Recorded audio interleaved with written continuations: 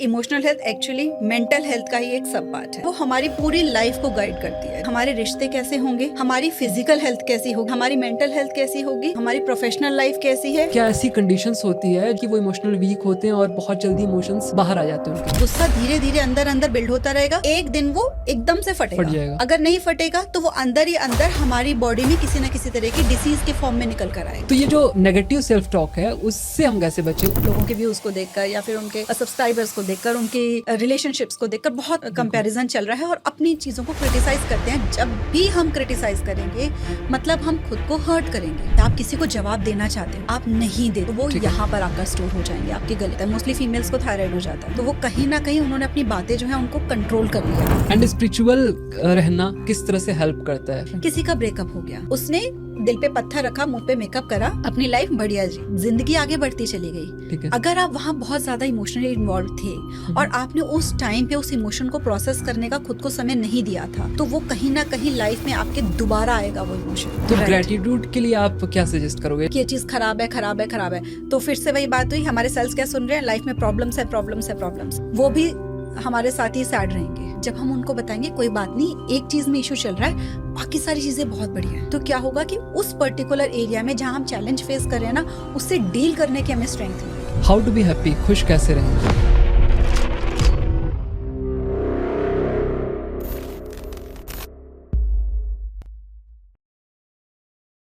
अक्सर हम बातें करते हैं फिजिकल हेल्थ के बारे में कि आपकी फिजिकल हेल्थ कैसी है, आपका हार्ट अच्छे से काम कर रहा है नहीं, आपके कहीं पे भी शरीर में कोई दर्द तो नहीं है, ये सारी चीज़ों का ध्यान रखते हैं। आप मोटे हैं नहीं, आप पतले हैं नहीं, बहुत सारी चीज़ें आती हैं आपके फिजिकल हेल्थ में। फिर कुछ लोग बातें करते हैं कि नहीं नहीं, फिजिकल हेल्थ से ज़्यादा ज़रूरी है आपकी मेंटल हेल्थ, क्योंकि आपकी मेंटल हेल्थ भी बहुत ज़्यादा कंट्रोल करती है आपके फिजिकल हेल्थ को। एक नया एस्पेक्ट मेरे सामने आया है, एक नया नज़रिया आया मेरे सामने जिसमें बातें हो रही हैं इमोशनल हेल्थ के बारे में। और आज से पहले मैंने कोई पॉडकास्ट इस पे ना देखा अभी तक, टू बी वेरी ऑनेस्ट, और ना ही किया है। मैं बात कर रहा हूँ शिखा मैम की आज। उनके साथ हम बात करने वाले हैं इस सब्जेक्ट पे, और वो इस सब्जेक्ट में एक्सपर्ट हैं और अक्सर वो बातें करती हैं कि इमोशनल हेल्थ का क्या इम्पैक्ट होता है हमारी लाइफ पे और किस तरह से ये एसोसिएटेड है आपके मेंटल हेल्थ के साथ और फिजिकल हेल्थ के साथ।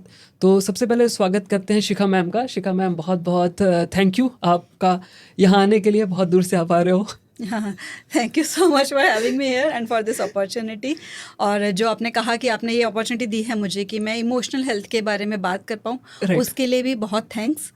तो इमोशनल हेल्थ के बारे में बात करेंगे, जैसे कि अभी आप कह रहे थे कि हमने डिवाइड कर रखा है हमारी हेल्थ को दो सेक्शंस में, एक फिजिकल हेल्थ, एक मेंटल हेल्थ। फिजिकल हेल्थ में तो हम लोग बहुत ज़्यादा अवेयर रहते हैं कि यहाँ पर दर्द हो गया, यहाँ पे दर्द हो गया, हम दौड़ते हैं या तो कोई टैबलेट ले लें या डॉक्टर को दिखा के आ जाए। बिल्कुल।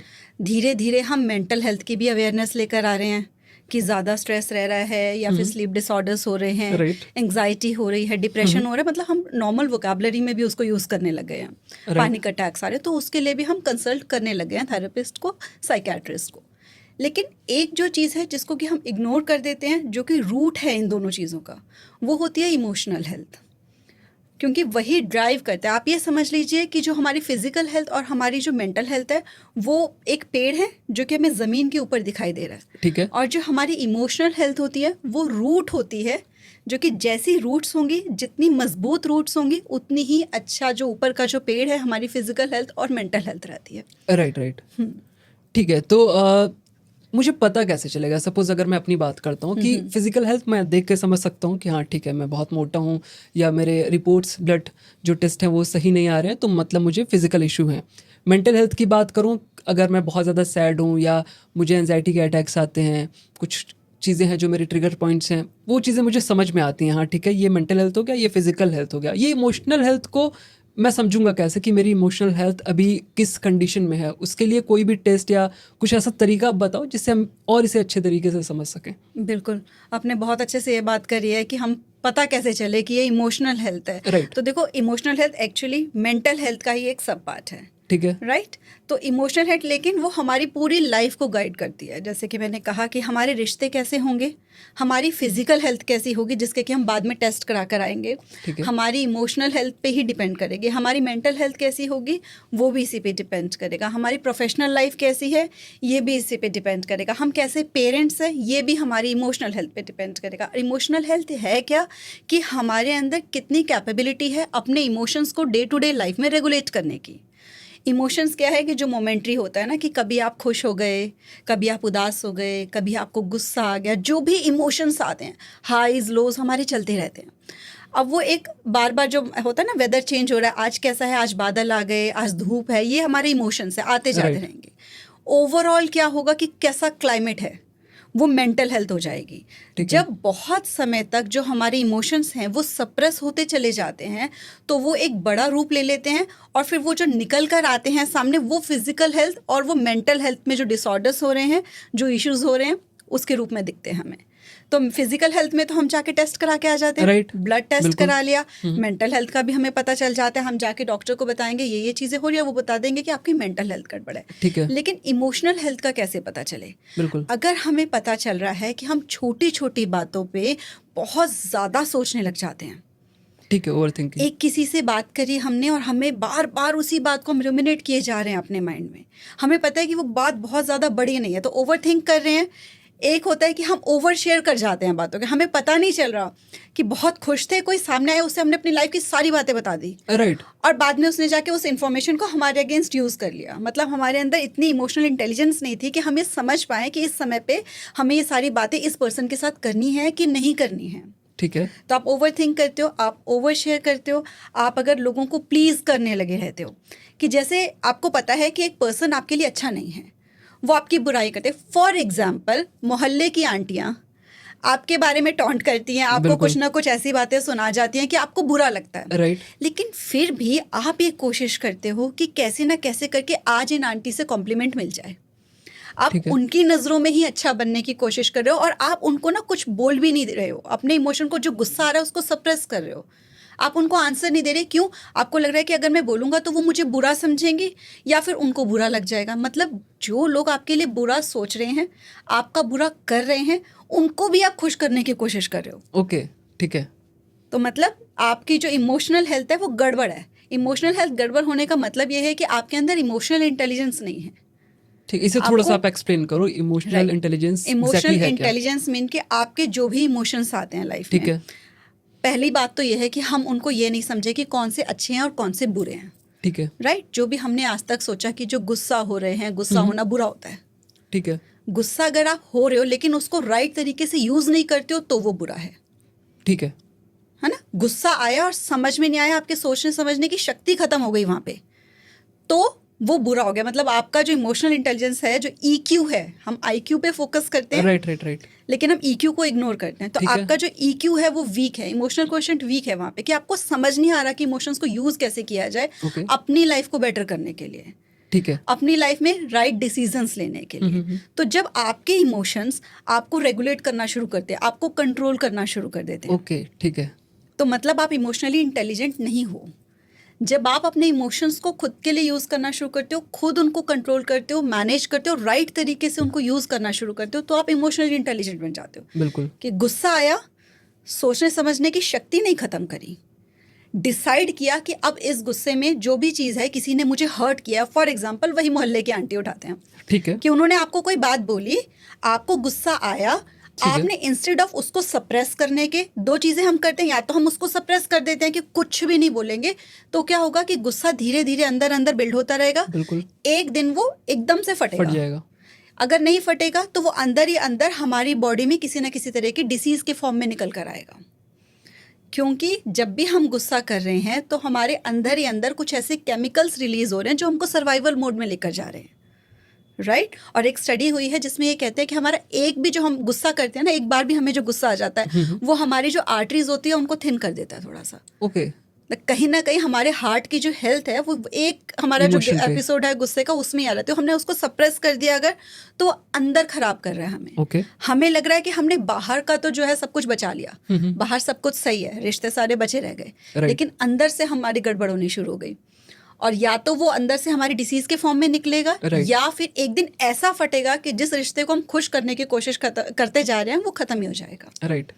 राइट। तो अब वो मोहल्ले की आंटी है, उन्होंने हमें कुछ बोला, हमें गुस्सा आया, या तो हम उसको कंट्रोल कर जाते हैं और जब भी वो आंटी दिखती है हमें याद आ जाता है कि इनके ऊपर हमें गुस्सा, ये हमें ऐसा बोलती है हमेशा। या फिर हम क्या करते हैं कि इतने गुस्से में हो जाते हैं कि हमें ये ध्यान ही नहीं देते कि हम कहाँ पर हैं, और वो बहुत जोर की गुस्सा करके उनको कुछ उल्टा बोल देते हैं। ठीक है। इमोशनली इंटेलिजेंट पर्सन क्या करेगा, बहुत स्मार्टली ऑब्जर्व करेगा कि ये बात क्या कर रही हैं, और राइट तरीके से उनको रिप्लाई करेगा। ऐसे रिप्लाई करेगा कि उसकी बात का वजन हो, ताकि वो एपिसोड फ्यूचर में रिपीट होना बंद हो जाए। ठीक है। अपनी रिस्पेक्ट जो है, सेल्फ रिस्पेक्ट को मेंटेन करते हुए, अपनी डिग्निटी को मेंटेन करते हुए, इस तरीके से नहीं कि मुझे कुछ नहीं समझ में और मैं सीधा जवाब दे रही हूँ, इस तरीके से कि ये क्या बात कर रही है और उसका राइट आंसर क्या होगा। अपनी सेंसेस को कंट्रोल में करते हुए, जब हम गुस्से में जवाब दे देंगे ना, जब गुस्सा हमें कंट्रोल कर रहा होगा तो हमारे हाथ कांप रहे होंगे, राइट, हमें समझ में नहीं आएगा राइट हम कैसे बोल रहे हैं। लेकिन जब हम उसको राइट तरीके से जवाब दे रहे होंगे तो हम काम एंड कंपोज तरीके से जवाब देंगे, तो हम इमोशनली इंटेलिजेंट है। ओके। तो यहाँ पे एक चीज़ आपने बहुत अच्छी बोली कि जब भी आप गुस्से में हो या किसी भी इमोशन में हो, तो इमोशनल इंटेलिजेंस मीन्स कि आपका जो बुद्धिमत्ता उस टाइम इस तरह से काम करे कि आप गुस्से को अपने ऊपर या किसी भी इमोशन को अपने ऊपर हावी ना होने दो, आप उसे कंट्रोल कर सको। राइट। जैसे कोई बच्चा है, अगर उसने एक कप गिरा दिया तो हम उसके ऊपर उसे डांटेंगे। डांटते क्यों है, हमें पता है अंदर से कि चलो ठीक है गलती से गिरा है, बट हमें उसे समझाने का जो हमारा एक तरीका है वो डांटना है। नॉर्मल हम लोग के घर में देखा जाता है कि अरे गिरा दिया फिर दोबारा मत गिराना, बट अंदर आपके उसके लिए कुछ गलत फीलिंग्स नहीं है। आप गुस्सा रहे हो तो ऐसा नहीं कि अंदर से आप पूरे जले हुए हो और एकदम अंदर से चिढ़ है, आपका हाथ पैर कांप रहा है गुस्से में। बस एक इमोशन था, आपने उसे दिखा दिया, फिर आप भूल गए, वो भी बच्चा भूल गया, आप नॉर्मल हो गए। सेम इसी तरह जब आप दूसरे किसी इंसान से मिलते हो, जब आपको वो कुछ उल्टा बोल रहा है तो 1 मिनट का पॉज लो, आप सोचो और अपना वहाँ इंटेलिजेंस यूज़ करो। जो आपका इमोशनल इंटेलिजेंस है उसको यूज़ करके देखो कि यहाँ पे राइट तरीका क्या हो सकता है इस चीज़ को हैंडल करने का। अगर मुझे एक रास्ते पे चलता हुआ इंसान गालियाँ दे रहा है तो हो सकता है कि ठीक है उसकी मेंटल स्टेट अच्छी नहीं है, अब मैं उससे लड़ने लगूँ तो वो राइट तरीका नहीं है वहाँ पे मेरा उस तरह का उसके साथ रिएक्शन देने का। तो वहाँ पे मुझे रुकना है, देखना है कि मुझे क्या एक्शन लेना चाहिए। अगर मैं वो सारी चीज़ें सही से कर पा रहा हूँ तो आई थिंक वहाँ पे आप कह सकते हो कि आपका इमोशनल इंटेलिजेंस अच्छे से काम कर रहा है, आप डिसीजन अच्छे से ले सकते हो और आप बैलेंस्ड हो। बट एक अगर बात करूँ कि आपने जैसे बताया कि बहुत सारे लोग इमोशनली वीक होते हैं, इमोशनल इंटेलिजेंस इतना स्ट्रांग नहीं होता है उनका, तो रीज़न क्या होते हैं? क्या ऐसी कंडीशंस होती है जो उन्हें इस तरह का बनाती है कि वो इमोशनल वीक होते हैं और बहुत जल्दी इमोशंस बाहर आ जाते हैं उनके, चाहे गुस्सा हो, खुशी हो, रोना हो, किसी भी तरह का इमोशन हो? यहाँ पे मैं आपको बताना चाहूँगी कि जो हमें लगता है ना कि बहुत जल्दी इमोशंस बाहर आ जाते हैं, राइट, वो पर्सन इमोशनली वीक नहीं होते हैं। जिनके सप्रेस्ड रह जाते हैं वो इमोशनली वीक ज़्यादा होते हैं कंपैरेटिवली। ओके, ठीक है। जो एक्सप्रेस कर पा रहे हैं ना वो इमोशनली स्ट्रांग हैं। सपोज अगर मैं कोई मूवी देखता हूँ, ठीक है, बहुत बहुत कॉमन है, लड़के भी होते हैं कई बार रोकते हैं खुद को, जैसे मूवी में कुछ इमोशनल सीन चल रहा है, साथ में अपने पार्टनर के साथ गए हुए हैं, तो बंदी अक्सर रो लेंगी वहाँ पे, लड़के सप्रेस कर लेंगे कि ठीक है कोई देख तो नहीं रहा है, और थोड़ा सा अपने आप को लंबी गहरी सांस लेके कंट्रोल करते हैं। तो वहाँ अगर लड़का रो देता है तो लोग कंसिडर करते हैं कि ये वीक है, बट आप बोल रहे हो ऐसा नहीं है। अगर वो वहाँ पे उसके इमोशन आ रहे हैं मतलब कि उसका इमोशंस अच्छे स्ट्रांग है, राइट, कुछ ऐसा। जैसे आपने अभी बात करी थी ना शुरू में, आपने बोला था कोई इमोशनली वीक रह क्यों जाता है, राइट, हम वहाँ से शुरू करते हैं। ठीक है। तो इमोशनली वीक रह जाता है, इमोशनल हेल्थ हमारी होगी कई चीज़ों पे डिपेंड करती है। ठीक है। पहले तो हमारा जेनेटिक उसके ऊपर डिपेंड करेगा कि हमारे जीन्स कैसे हैं। कुछ एक एरिया हमारे जीन्स में भी होता है कि आप कैसे इमोशंस को हैंडल करने में रहोगे आगे, जो कि हमारी कई बार हमारी लाइफ को, हमारी पर्सनालिटी को डिफाइन कर रहा होता है। सेकंड होता है कि हमारा एटमॉस्फेयर कैसा है, हमारे पेरेंट्स कैसे रहे हैं, उस पर भी डिपेंड करता है कि हमारी इमोशनल हेल्थ कैसी होगी, उन्होंने हमको कैसे हमको अगर हम कंपैरिजन मोड में रखा होगा हमेशा, या फिर हमें क्रिटिसाइज़ करते रहे होंगे हमेशा, तो कहीं ना कहीं हमको इमोशंस को सप्रेस करने की शुरुआत से आदत पड़ जाती है।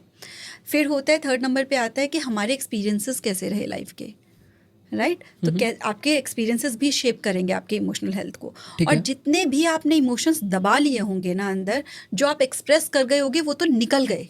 जितने भी आप इस स्टेजेस में दबाते चले गए हो, अंदर ही अंदर सप्रेस करते चले गए हो, वो आपके इमोशनल वुंड्स बनते हैं। ठीक है। फोर्थ नंबर पे आता है कि आप अपने आप से कैसी बात करते हो, आपकी सेल्फ टॉक, आपकी सेल्फ इमेज, वो भी आपकी इमोशनल हेल्थ को डिफाइन करती है। Okay, right. तो ये सारी चीज़ों में जहाँ जहाँ हमारे इमोशन सप्रेस रह जाते हैं वो हमारे इमोशनल वुंड्स बन जाते हैं। ओके, तो वो भी हमारी इमोशनल हेल्थ को वीक करते रहते हैं अंदर ही अंदर। क्योंकि देखो, हमने कहा कि मेंटल हेल्थ खराब हो गई, हाँ, ठीक है, किसी को एंग्जाइटी हो गई, तो वो एकदम से नहीं होती, ठीक है, धीरे धीरे धीरे धीरे बहुत सारी चीज़ें एक्यूमुलेट होती हैं, फिर वो बाद में दिखाई देती हैं। वो मेंटल हेल्थ पे आती है कि अब मेंटल हेल्थ वीक हो गई है पर्सन की। राइट, जैसे कि अगर आप देखो कोई डिप्रेशन में है, उसका मन करता है कि वो सोता रहे, वो किसी से ना मिले, अगर कोई ऐसा पर्सन है तो कहीं ना कहीं क्या है कि उसके साथ बचपन से या कहीं ऐसी चीज़ हुई है कि वो अकेला है, वो सैड है अंदर ही अंदर। तो बिल्कुल, इसीलिए धीरे धीरे उसका वो जो इमोशनल वुंड है, जब दोबारा लाइफ में वो स्टेज रिपीट हुई, वो फिर से हरा हो गया, ठीक है, वो फिर से हरा होता चला जाता है। तो फाइनली वो जाके जब वो बड़ा रूप ले लेता है, वो डिप्रेशन का हो जाता है। या फिर किसी ने अपने इमोशंस को नंब करना सीख लिया। डिप्रेशन में भी दो तरह के लोग होते हैं, एक होते हैं जो मिलेंगे नहीं, राइट, एक होते हैं जो बिल्कुल इग्नोर कर देंगे अपने इमोशन की। मुझे सैड फील हो रहा है, नहीं मुझे कोई फर्क नहीं पड़ता, मुझे पार्टी करनी है। वो सॉन्ग है ना, दिल पे पत्थर रख के मुंह पे मेकअप कर लिया। राइट, राइट, राइट, तो वो दिल पे पत्थर रखने का मतलब है आपने उसको दबा लिया है, वहां पे पत्थर नहीं रखना था। ओके, जो पेन हो रही थी वहां पत्थर नहीं रखना था, सप्रेस करो फीलिंग्स हाँ को आप। आपने सप्रेस किया पत्थर रखकर। तो वो गाने के लिए तो अच्छा है बहुत कि हाँ हम खुश होकर गा लेंगे, लेकिन वो मुंह पे मेकअप तो आप कर लोगे, लेकिन जब आके घर पे आके फेस वॉश करोगे तब क्या? राइट, तो मतलब आपका मोमेंट्री है। फिर जो लोग ऐसे डिप्रेशन में जाते हैं उनका क्या होता है कि उनको 24 घंटे कोई ना कोई ऐसा चाहिए जिसके साथ वो मिलते जाएं और वो हाई स्टेट में रहें।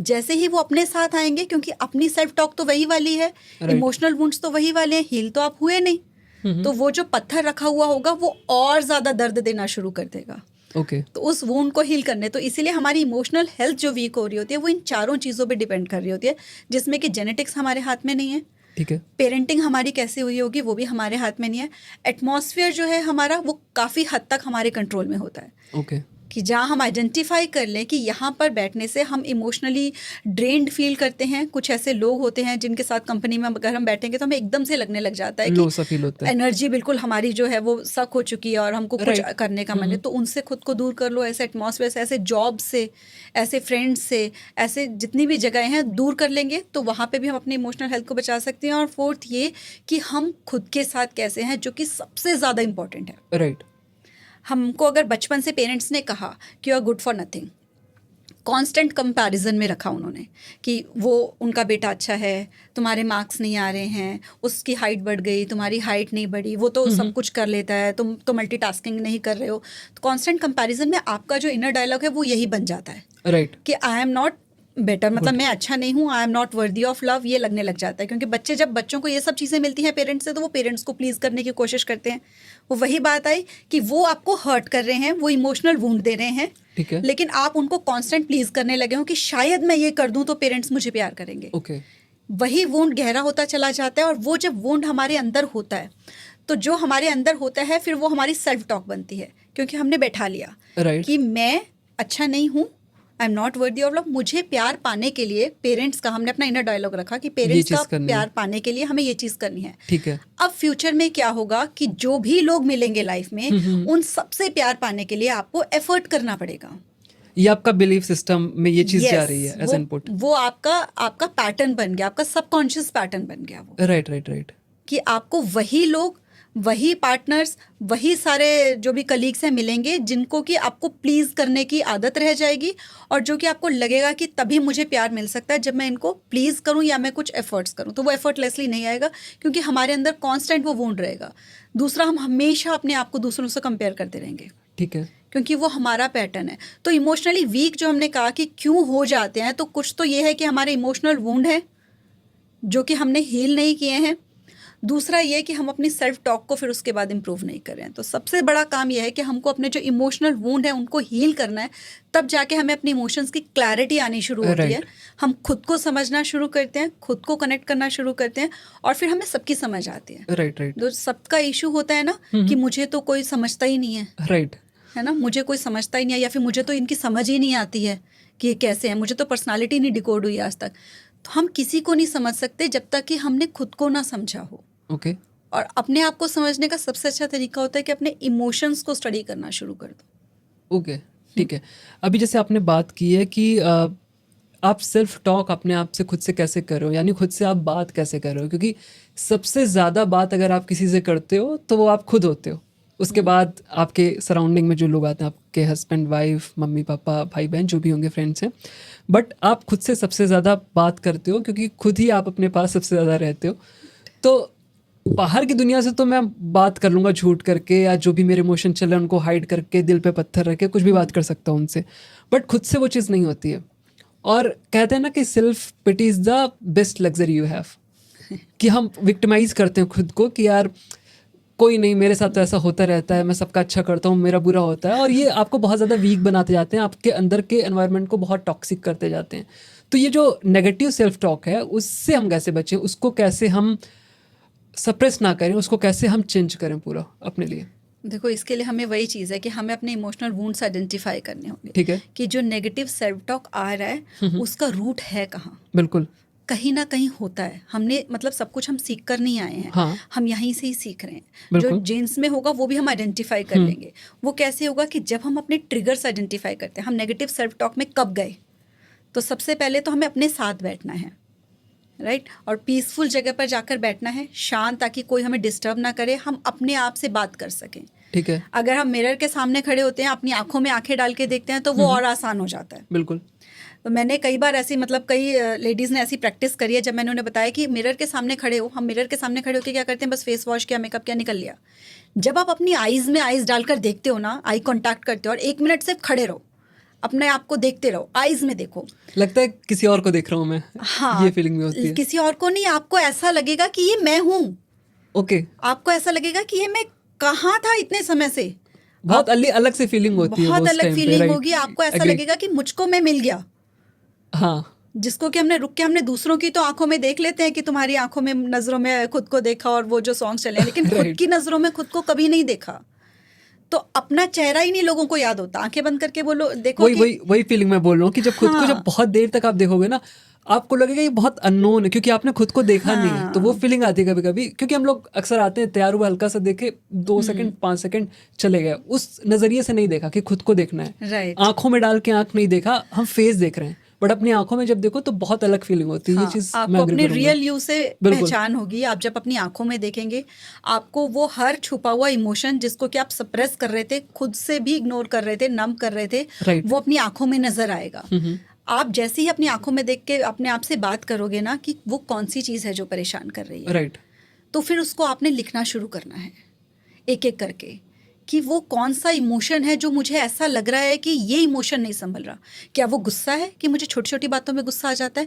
क्या वो ये है कि मैं बहुत ज़्यादा नेगेटिव बात कर रहा हूँ अपने बारे में?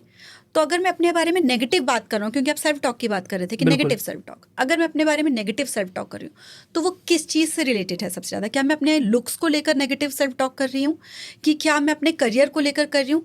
आपको एक एक चीज़ बहुत डिटेल में लिखनी है, ताकि आप सारी चीज़ों को खुद डिकोड कर सको। कि हम किसी और से बात करेंगे ना, या फिर हम कोई स्टडीज़ भी देखेंगे गूगल पे सर्च करके कि ऐसा क्यों होता है, हर स्टडी जनरलाइज्ड है। ओके।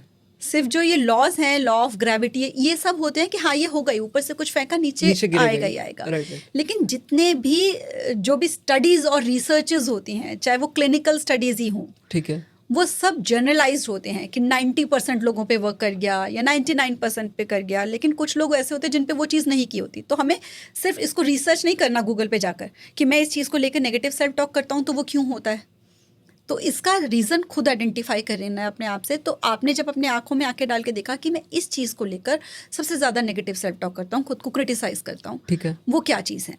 फिर उसको देखो कि कहीं इसका रूट मेरे बचपन में तो नहीं, कहाँ से मुझे पता चला कि इस चीज़ को लेकर मुझे खुद को जज करना है। ठीक है, कब किसी ने पहली बार मुझे इस चीज़ को लेकर क्रिटिसाइज़ किया था, कि सेल्फ क्रिटिसिज्म जो आया वो क्रिटिसिज्म खुद को करने का कहीं रूट होगा कहीं ना कहीं। ठीक है, वो आइडेंटिफाई करो। क्या पेरेंट्स इस चीज़ को लेकर मुझे क्रिटिसाइज़ करते थे? क्या मेरे जो कलीग्स हैं इस चीज़ को, मेरे फ्रेंड्स स्कूल में करते थे, या मेरी टीचर्स मुझे बोलती थी इस चीज़ को लेकर, या कोई ऐसा रिलेशनशिप रहा जिसने मुझे इस चीज़ को लेकर ही क्रिटिसाइज़ किया, या कोई मुझे रिजेक्शन मिला लाइफ में इस चीज़ को लेकर। तो कहीं ना कहीं हमारा जो वो सेल्फ क्रिटिसिज्म है उसका रूट हमें आइडेंटिफाई होगा। फिर हमें उसको रियलिटी चेक देना है कि क्या वाकई यही है, और जो मैं अभी प्रेजेंट मोमेंट में खुद को क्रिटिसाइज कर रहा हूँ क्या वो मैं कंपैरिजन कर रहा हूँ। मुझे पता कैसे चल रहा है कि ये चीज़, फॉर एग्जांपल कि कोई फीमेल है जिसका कि वेट ज़्यादा है, ठीक है, और वो खुद को बैठकर क्रिटिसाइज करती रहती है इसी चीज़ में, नेगेटिव सेल्फ टॉक में, कि मेरा कुछ नहीं हो सकता, मेरा तो वेट ज़्यादा है, बाकियों को देख लो। तो कहाँ से आ रहा होगा? अगर हम ऑब्जर्व करें तो कहाँ से आएगा? या तो सोशल मीडिया पे देखेंगे कि सोशल मीडिया पे बाकी सब तो बहुत फिट हैं, मैं नहीं हूँ, यानी कि हमने कंपेयर किया दूसरे के साथ। बिल्कुल राइट, जब दूसरे के साथ कंपेयर किया तो पता चला अच्छा वो तो फिट है, मैं तो हूँ नहीं, तो हमने खुद को क्रिटिसाइज करना शुरू कर दिया। या फिर हमको किसी ने बोल दिया आकर। तो हमें यहाँ पर ये समझने की ज़रूरत है कि जो हम सेल्फ क्रिटिसिज्म कर रहे हैं, नेगेटिव सेल्फ टॉक कर रहे हैं, वो हमको कुछ भी नहीं दे रहा। वो हमको बेटर नहीं बनाएगा, वो वर्स कर देगा, क्योंकि जितनी बार हम सेल्फ क्रिटिसाइज करेंगे उतनी बार हम खुद को हर्ट करेंगे, यानी खुद को नुकसान। मैं बड़ा अच्छा एग्जांपल आपको इसका देती हूँ, क्योंकि मैंने ना अपनी लाइफ में इस चीज़ को एक्सपीरियंस किया, सेल्फ क्रिटिसिज्म को, तो मेरे हार्ट के बहुत क्लोज है। तो मैं बताऊँ कि हमें क्या लगता है कि कई बार जब हम बाहर से देखते हैं ना, कई लोगों को सोशल मीडिया पे स्पेशली, जिसको देखकर कि मैक्सिमम लोग कंपेयर कर रहे हैं, लोगों के व्यूज़ को देखकर या फिर उनके सब्सक्राइबर्स को देखकर, उनकी रिलेशनशिप्स को देखकर बहुत कंपैरिजन चल रहा है और अपनी चीज़ों को क्रिटिसाइज करते हैं। जब भी हम क्रिटिसाइज करेंगे मतलब हम खुद को हर्ट करेंगे।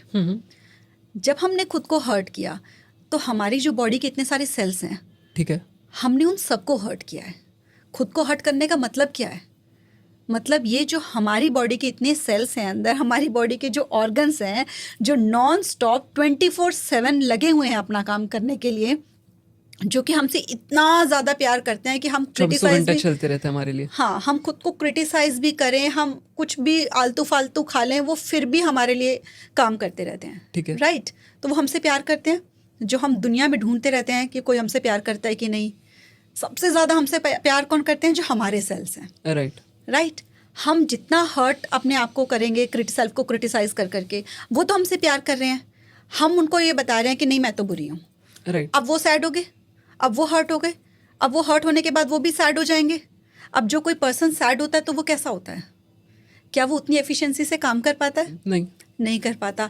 या फिर रहेगा। राइट। जब आप किसी को क्रिटिसाइज करोगे तो दो चीज़ें होंगी, या तो वो बहुत उदास हो जाता है या किसी को गुस्सा आ जाता है। राइट, यही दो इमोशंस होते हैं। दो इमोशन होते हैं। तो जब हम अपनी सेल्फ टॉक को ये करेंगे, यानी कि हम अपने सेल्स को ये बताएंगे कि मुझे मैं पसंद नहीं हूँ, तो या तो उनको हम पे गुस्सा आएगा, बिल्कुल, कि हम तो इतना मेहनत कर रहे हैं तुम्हारे लिए, तुमको समझ नहीं आती। अब बताते हैं कि क्या होता है। तो मेरे साथ ये हुआ कि क्या मेरी जब सेकंड डॉटर हुई तो मेरा थोड़ा वेट गेन हो गया। मैंने उसको रिड्यूस किया बहुत अच्छे से। मैंने 15 kgs रिड्यूस किए और मैंने यूट्यूब पे वीडियोस डाले, तो वो बहुत अच्छे चले वेट लॉस के। थोड़े समय के बाद क्या हुआ कि जब वो स्कूल गोइंग हुई और जो मेरी बड़ी डॉटर है वो भी स्कूल गोइंग थी, तो दोनों को स्कूल भेजने के चक्कर में, एक का टाइम था फिर दूसरे को उठाओ उसको भेजो, तो मुझे जो मेरा मॉर्निंग योगा मी टाइम मिलता था वो सब बंद हो गया। तो ऑब्वियस सी बात है कि जब आपकी बॉडी में चेंजेस भी आते हैं, फिर आप बच्चे को फीड कराना बंद करते हो, तो आपकी बॉडी फिर से वेट गेन करती है। अब वो क्या हुआ कि मैं सेल्फ क्रिटिसिज्म में गई। मैंने खुद को बोलना शुरू कर दिया कि मेरे जितनी बार मैं मिरर के सामने आती थी, हालांकि सब देखकर बहुत खुश हो रहे हैं, मुझे प्रेस करे कि मैम हम आपसे इंस्पायर हो रहे हैं, लेकिन मैं क्या कर रही हूँ, मैं मिरर में देखकर अपने आप को बस यही मेजर कर रही हूँ कि अब मुझे ये भी ड्रेस नहीं आ रही, अब मेरा ये वेट बढ़ गया, आपको मुझे क्या कहेगा कि आपका तो वेट बढ़ गया, ये वो। तो मैं क्रिटिसिज्म में हूँ। मैं योगा नहीं कर पा रही थी तो मैं फ्रस्ट्रेट रहती थी कि मैं कुछ नहीं कर पा रही, तो फ्रस्ट्रेशन भी है, उसको लेकर भी खुद को क्रिटिसाइज करना कि कोई रूटीन नहीं है। मैंने फ्लो नहीं किया लाइफ के साथ नेचुरल, मैंने एक्सेप्ट नहीं किया, मैंने क्रिटिसाइज किया।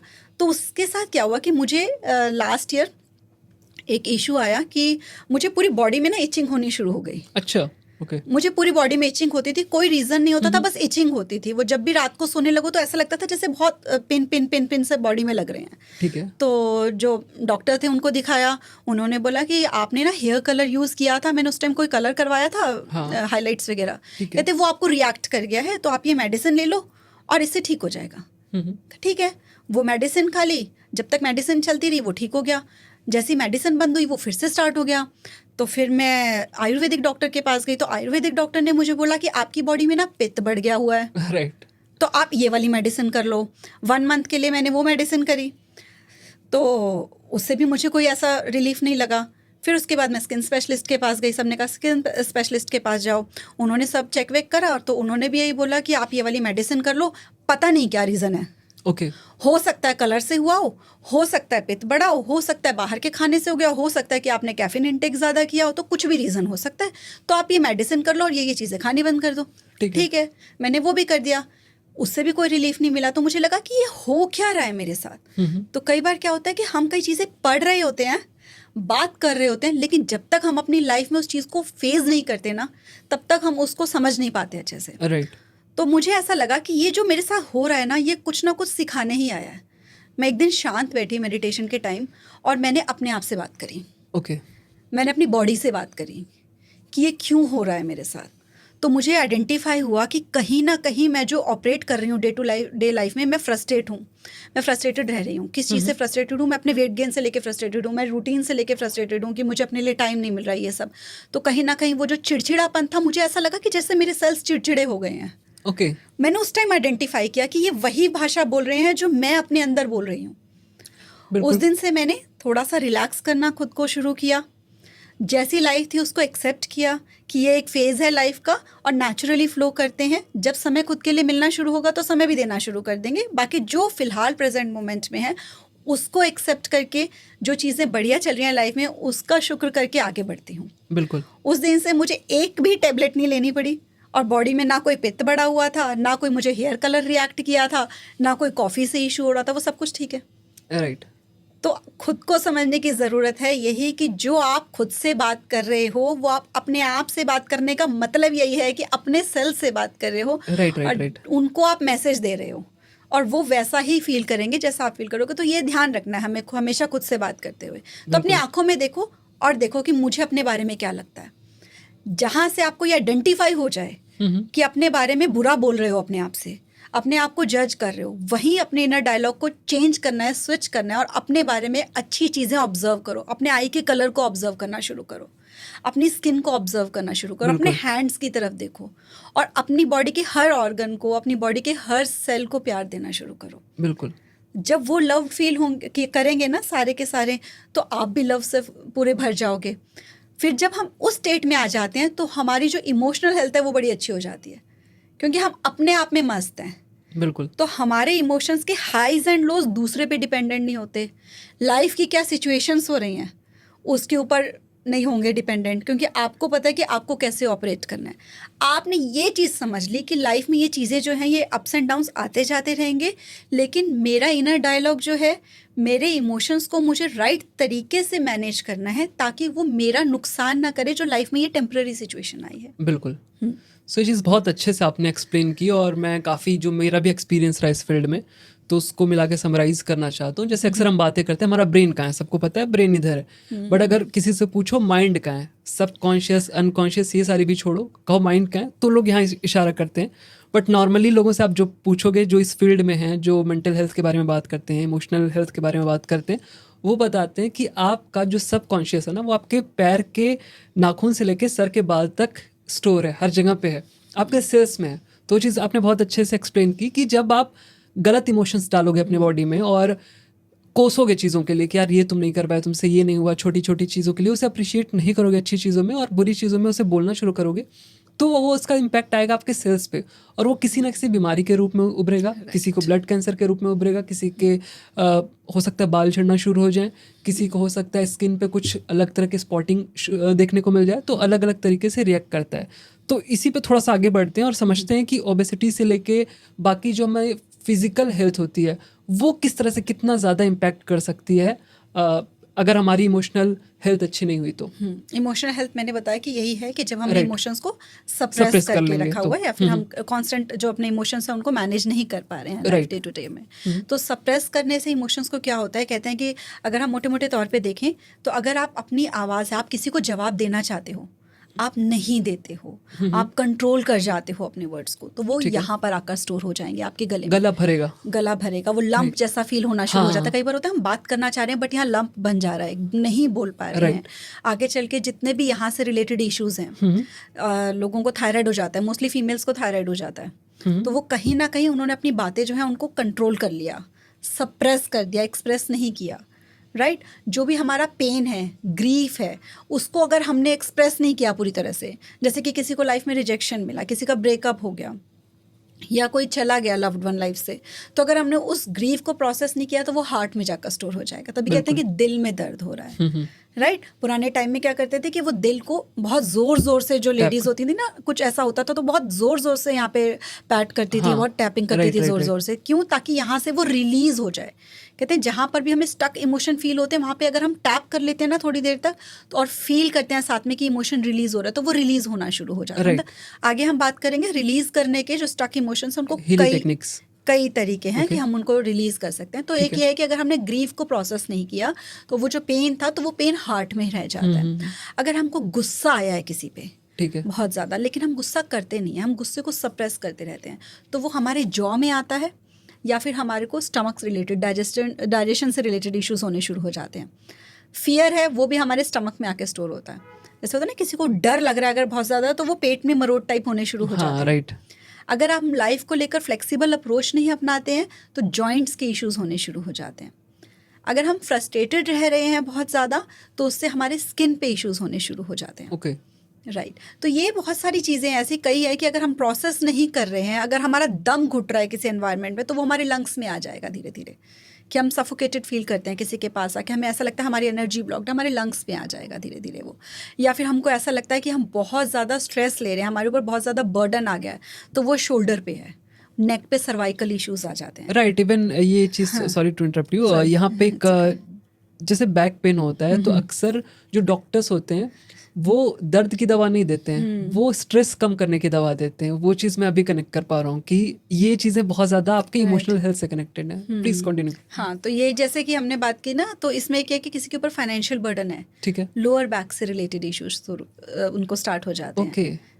तो ये सारी चीज़ें हैं धीरे धीरे कि अगर हमको कोई फिजिकल सिम्टम भी आ रहा है, हाँ, तो हमको पहले ये ऑब्जर्व कर लेना है, जो हम मेडिसिन ले रहे हैं वो तो हम लेंगे ही साथ साथ, कि उस टाइम पे जो सिम्टम आ रहा है, जो मेडिसिन ले रहे हैं हम सिम्टम को ट्रीट कर रहे हैं। उसके बाद हम जो इमोशंस पे काम करेंगे वो उसके रूट को समझेगा, कि हम समझेंगे कि क्या हमने इस चीज़ का लाइफ में स्ट्रेस लिया हुआ है पर्टिकुलरली, क्या कोई इस पर्टिकुलर चीज़ से रिलेटेड इमोशन स्टक है, राइट, या फिर कौन सा इमोशन स्टक है। कि अगर आपको लग रहा है कि फिजिकली किसी भी तरह की आपको प्रॉब्लम लग रही है, तो लाइफ में वो कौन सा इमोशन आपको लगता है कि अभी तक ही अंदर रह गया है, जिसको कि बाहर नहीं निकाला गया, वो कौन सा वुंड है जिसको भरने की ज़रूरत है, जो कि ब्लॉकेज बन जाता है एक्चुअली में जाकर हमारी लाइफ में। जब भी हम पास्ट में जाएंगे, इसमें बहुत सिंपल एक एक्सरसाइज होती है कि एक एक करके चीज़ों पे जाओ, जो हमारी लाइफ के ऐसे एक्सपीरियंसेस होते हैं ना जहाँ पर हमारे इमोशन स्टक हैं, जब हम अपने आईज को बंद करके ट्रेवल करते हैं ना अपने पास्ट में, राइट, तो हम सीधा उन्हीं जगहों पे पहुँचते हैं जहाँ पे बहुत, या तो हम इमोशनल हाइज में थे या इमोशनल लोज में थे। हम day to day, time to time नहीं पहुँचेंगे, मिनट टू मिनट, कि अब उठ रहे हैं, स्कूल जा रहे हैं, जो नॉर्मल रूटीन थी वो नहीं हमें याद रहेगी। हमें याद रहेगा कि उस दिन फर्स्ट आए थे और प्रेज मिली थी, उस दिन गिर गए थे और बच्चे हंसे थे। तो आपको याद करना है, उस जगह पे जाना है, अपने आप को धीरे धीरे लेके जाना है ट्रेवल करके, फिर देखना है कि वो कौन सी फीलिंग थी जो उस समय पर हो रही है मुझे, उसको फील करना है, उसको लेबल देना है बहुत अच्छे से कि क्या है वो फीलिंग। गुस्सा आ रहा है, सबसे बेटर तो ये होता है कि सबसे पहले हम अपने पेरेंट्स वाली स्टेज पे, जो हमारे पेरेंट्स थे जब हम उनके पास छोटे थे, जब से हमने होश संभाली है वहाँ पहुँच जाएं, राइट। उनके साथ हमारी क्या मेमोरीज है उनको आइडेंटिफाई करें। और ये ना एक बहुत मतलब ब्यूटीफुल प्रोसेस होता है हीलिंग का, क्योंकि जब तक हम जितनी भी चीज़ें एक्सटर्नल लेवल पे करेंगे ना, हम चाहे वर्कआउट करते रहें, हम मेडिटेशंस करते रहें, ये सब सुपरफिशियल लेवल पे रहेगा। बिल्कुल। जब तक हम अपने अंदर नहीं उतरेंगे तब तक हमें वो चीज़ें नहीं पता चलेंगी कि वो चीज़ें हैं क्या जिन्होंने हमें स्टक रखा है लाइफ में। और कई बार ऐसा होता है कि हम उस चीज़ पे जाके और एक नॉट ओपन करते हैं और हमारी लाइफ के बाकी कई एरियाज़ में जहाँ हम स्टक थे वहाँ पे हम फ्री हो जाते हैं। तो वहाँ पे जब मैंने कहा, जब हम पेरेंट्स के पास थे, अपने आप को देखो कि कब लगता है 4 साल के, 5 साल के, जब की याद है वहाँ पर पहुँचो। पहली मेमोरी ऐसी कौन सी है जहाँ पे लगता है कि हर्ट फील हुआ है, गुस्सा आया है, लेकिन वहाँ जवाब नहीं दे पाए थे। उसको क्या करना है, लिखो। उस समय पे क्या लग रहा था, इमोशन आया था लेकिन बोल नहीं पाए थे, कि रोना आया था, चुप करा दिया गया था, तो उस चीज़ को देखो और उस चीज़ को अब एक्सप्रेस करो। ठीक है, एक रूम में बंद कर लो और वो मेमोरी याद करके आप देखना कि जब आप ऐसी मेमोरी में पहुंचते हो ना, आपको एफर्ट करना नहीं पड़ता, अपने आप होगा। आप जब अपने आप को 5 साल का बच्चा फील करोगे कि जिसके साथ या तो बच्चों ने मजाक उड़ा दिया था या क्लास टीचर ने कुछ ऐसा बोल दिया था कि सब हंसे थे, तो आप उस मेमोरी में पहुंच जाते हो ना, तो आप वही फील करते हो जो सेम उस टाइम पे फील किया होता है। और अगर आप आज में वो वाली चीज़ को फील कर पा रहे हो, इसका मतलब वो इमोशन स्टक है, वो Okay. आपका इमोशनल वुंड है। अगर सेम सही फील कर रहे हो आज सोच के भी आप। राइट। ओके। अगर आपने वही चीज फील कर ली, मतलब आप उस इमोशन से बाहर नहीं निकले। Okay, वो ठीक मेमोरी है। स्टोर है अभी तक सबकॉन्शियस में। आपको लग रहा है आप भूल चुके हो, लेकिन नहीं, वो वही है। ये वही बात है कि कारपेट के नीचे धूल है, वो धूल साफ नहीं हुई, आपने नए नए कारपेट्स उसके ऊपर डाल दिए, ठीक है, बट वो धूल वही है। और थोड़े टाइम के बाद क्या होगा, वो हवा में आनी शुरू हो जाएगी, वो उसका इम्पैक्ट हमारी लाइफ में पड़ना शुरू हो जाएगा। बिल्कुल। राइट। तो लाइफ के जो भी ऐसे आपको लगता है, कुछ तो आपको जोर लगाने पड़ेंगे, कुछ आप आंखें बंद करोगे ना, 5-10 मिनट रिलैक्स होके बैठोगे, डीप ब्रेथ करके बैठोगे, आपको याद आएंगे ऐसे ऐसे इंसिडेंसेस, राइट, जो बहुत स्ट्रॉन्ग इमोशंस फील किए थे, जहाँ पे लो फील किया था इमोशन स्ट्रांगली, आपने उसको फील करो। अभी भी रोना आ रहा है अगर, तो रो लो, ठीक है, और उसके बारे में एक एक डिटेल लिखो। लिखते लिखते रोना आ रहा है, रो लो। नेक्स्ट डे फिर बैठो, फिर उसी मेमोरी में जाओ, बिल्कुल, फिर उसको याद करो, एक एक डिटेल को याद करो, कैसा फील हो रहा है, फिर रोना आ रहा है, रो लो। आप ये देखोगे तीसरे चौथे पांचवें दिन तक ये सेम प्रैक्टिस करते करते आपको रोना आना बंद हो जाएगा। जो सप्रेस फीलिंग थी आपने उसको निकाल क्योंकि दिया, वो एक्सप्रेस हो चुका है, वो जो अंदर था। और उसके बाद जब आप याद करोगे ना उस चीज को, तो फिर आपको समझ में आएगा कि क्या चीज थी एग्जैक्टली जिसकी वजह से मुझे तब हर्ट हुआ था। ओके। तो वहाँ से इमोशनल इंटेलिजेंस आएगी।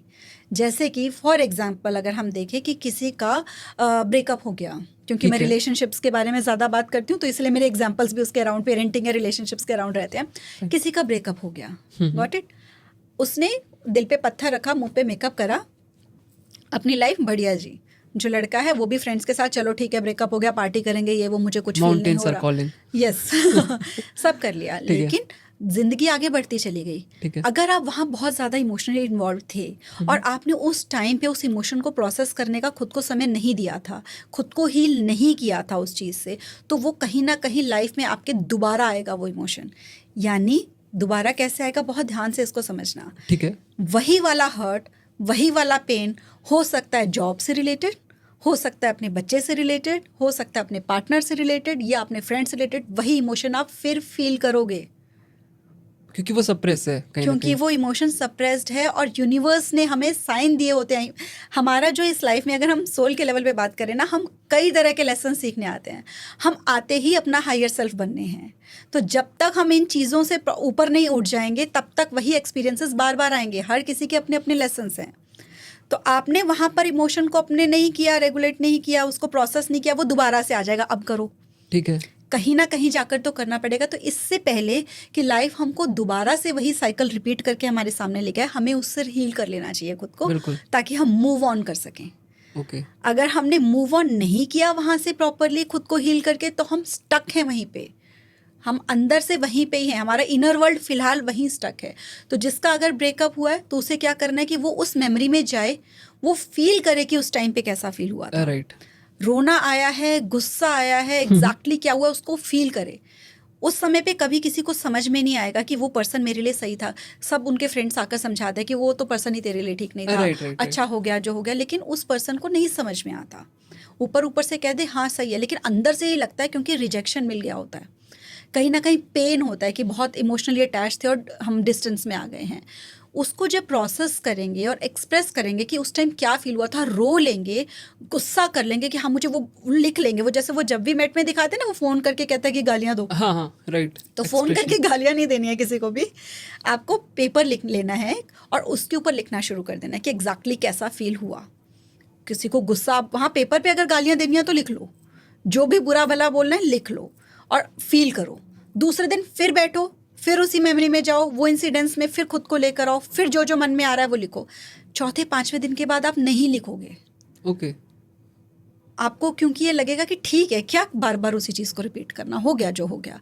उसके बाद आपको क्लैरिटी आनी शुरू होगी धीरे धीरे। जब आप उसी इंसिडेंट्स को बार बार लेकर आओगे ना, तो आपने कहीं ना कहीं उस इमोशन को प्रोसेस किया, आपने एक्सप्रेस किया, फिर आपने उसको प्रोसेस किया कि आपको लगा अब ठीक है, अब आप उससे थोड़ा सा आगे आए। ठीक है। हीलिंग कब होगी कि जब आप उस इंसिडेंस पे वापस जब पहुंचोगे, आपको उससे कनेक्टेड जो पेन था, जो हर्ट था, जो गुस्सा था, जो रोना आ रहा था, वो सब बंद हो जाएगा।